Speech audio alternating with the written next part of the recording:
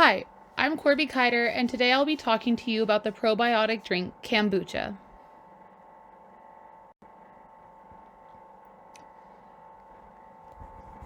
To understand kombucha, you first have to understand gut health. I have attached a short clip that you can watch in order to better understand gut health and its importance to us. Now that you understand a little bit more about gut health and the things that it takes to have a healthy gut, we're going to talk about probiotics. What exactly are probiotics? Probiotics are living microscopic organisms that can help your gut health. Most often, probiotics are bacteria, but they may also be other organisms such as yeast. Probiotics can now be found in over-the-counter pills, powders, or other certain foods.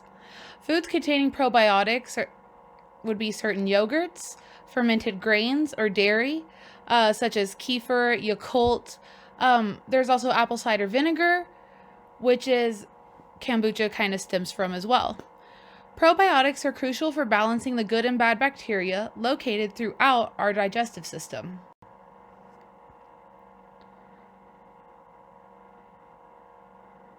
As we know, there are many different bacteria throughout our bodies, some good, some bad. Many types of bacteria may be probiotics. Research is being done to learn more at the time. The most common probiotic bacteria come from two groups though, which would be the lactobacillus and the bifidobacterium. Those are your two main groups that are going to provide the most benefits. They're going to do the most good out of the other bacteria that you have, but that's really, only naming two. There are a lot more. By taking probiotics, you are helping to balance the good bacteria and lower the amount of bad bacteria by stopping harmful bacteria from attaching to your gut and lining and growing there, sending signals to your cells to build up the mucus in your gut and help it act as a barrier against infection, stopping toxins released by certain bacteria that can make you sick, promoting the growth in other bacteria that can improve your health. So what exactly is kombucha? Kombucha is usually obtained from the fermentation of black or green teas made by adding a symbiotic culture of bacteria and yeast, also known as a SCOBY, to a solution of tea and sugar. During the course of the week-long, sometimes more, fermentation process, the cultures metabolize the sugar and the tea components to render a naturally carbonated beverage with a slightly sweet yet tart flavor full of healthy components like B vitamins, organic acids, antioxidants, although there are trace amounts of alcohol. Scooby-Dooby-Doo, what are you? Jinkies, gang, is that mold? Actually, no, it's just a fungus. A SCOBY is a symbiotic culture of bacteria and yeast. It has been called through the ages as the elixir of life or the tea of mortality. Health benefits of kombucha. Ancients called kombucha the elixir of life for a reason, as they experienced firsthand its healthful properties. Here's what some consumers say when asked how kombucha makes them feel. Some said it increases energy, aids in digestion, supports healthy liver function, balances the internal pH, controls hunger, eases constipation, boosts immunity, enhances overall health and well-being, causes a feel-good effect, and also lowers bad cholesterol and raises good cholesterol levels in the blood, which can significantly decrease the chances of having a heart attack or stroke.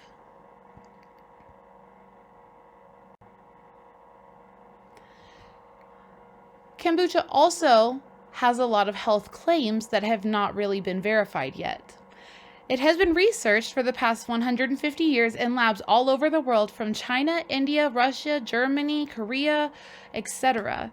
Many of the studies, though, attempt to discern the mechanisms behind its reputation for helping with lowering cholesterol, diabetes, healthy liver function, hypertension, removing toxins from the body, destroying free radicals in the body, antimicrobial and antifungal properties, and as well as preventing or slowing the progression of certain cancers.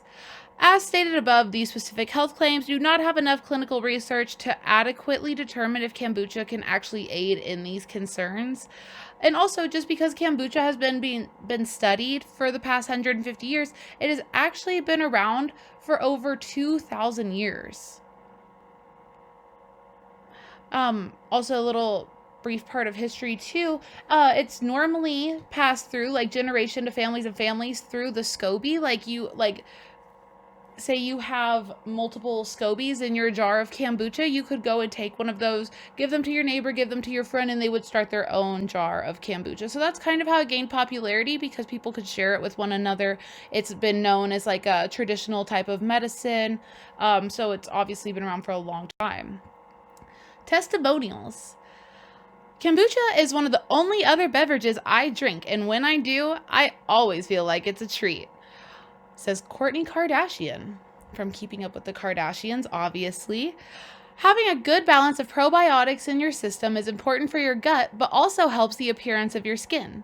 Studies show that good bacteria can help eliminate free radicals that can cause damage to your skin, and this could prevent early signs of aging.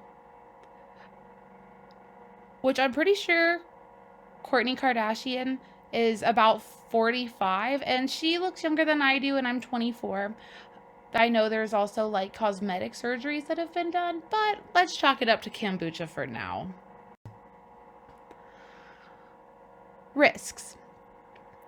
Although there are not many risks, there are a few. Those who are pregnant, breastfeeding, or have a compromised immune system should probably make sure to speak with your doctor first, since kombucha contains a live enzyme which can be harmful to them or their unborn children or their infants. There is a little bit of variance in the study of kombucha. One of the main differences that I saw was that the amount of ACE inhibitors that are being like made in the kombucha during the fermentation process changes with the kind of tea that you're using, whether it be black tea, green tea, a mixture of both, rooibos, if that's in there as well. All of those numbers are going to cause a variance in your kombucha. So if you're looking for a specific effect, you might want to look into that more, see which one is going to be the best one for you.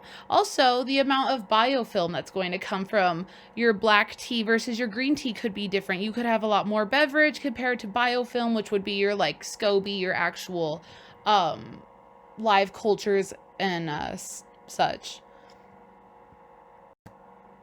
There's also a difference in brand.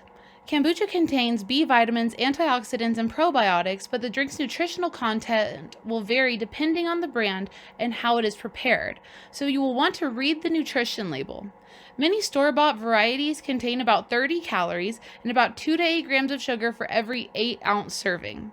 According to the USDA's Food Products Database, while juices and sodas often... Oh, that is according to the USDA's Food Products Database. And 30 calories, some people would say that's a lot. 2 to 8 grams of sugar, some would say that's a lot. It is necessary to have about 3 grams of sugar for every bottle of kombucha. You need the sugar in order for that yeast to react, in order for those bacteria to grow. They need that energy. But this is nothing to compare to the sugars that you would be getting from drinking juices, sodas, lemonade, whatever. It's apple juice, cranberry juice, grape juice can be full of hidden sugars. Some brands also pasteurize their kombucha, which kills the good bacteria that you are trying to ingest. This makes the beverage rather pointless. Make sure to look for this on the labeling. In conclusion, even if kombucha probiotics do not cure cancer or other major health issues, it will still promote the gut health that we all need. Research has made it clear that you must have a balanced diet and lifestyle in order to really reap the benefits of kombucha or any probiotic.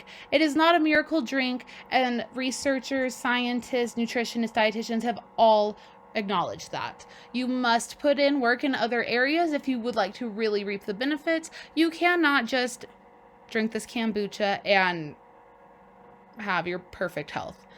Kombucha is also relatively cheap, costing around $3 a bottle, so you aren't losing out too much if you decide it's not for you.